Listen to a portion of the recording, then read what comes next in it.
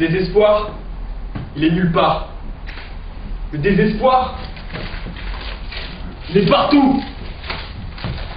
Vos pères vous ont abandonnés. Et je viens aujourd'hui en frère réveiller votre révolte.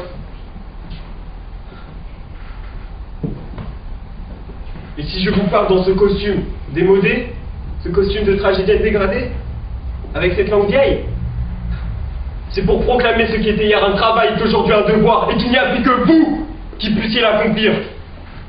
Et ce devoir est effrayant. Combien d'entre vous m'entendront? Combien?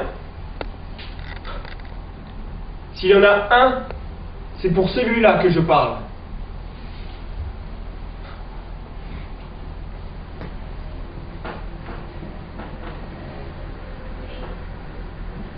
Ma grimace vous tend sans ce bord de fosse? Riez de cette grimace, riez. Nulle vérité, lourde, lourde et qui réclame d'être portée. Nulle vérité ne saurait se dire sans masque. Et si le temps exige un masque de grotesque, je le pose avec joie sur ma face.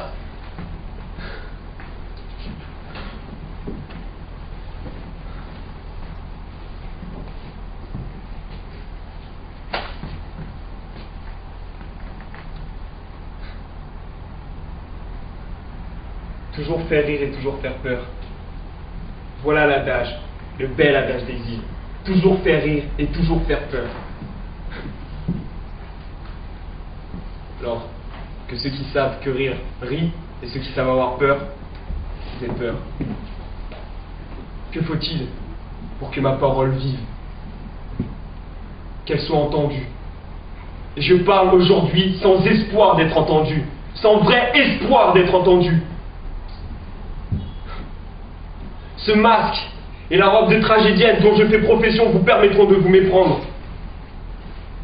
J'aime autant ne pas être entendu par ceux qui ne peuvent pas entendre. Ils deviennent facilement méchants, ils mordent, tandis que je montrerai mes fesses et ce sexe damné, il y aura toujours loisir de se méprendre sur la grande vérité de ce que je prononce. Alors faisons-le, avant toute chose.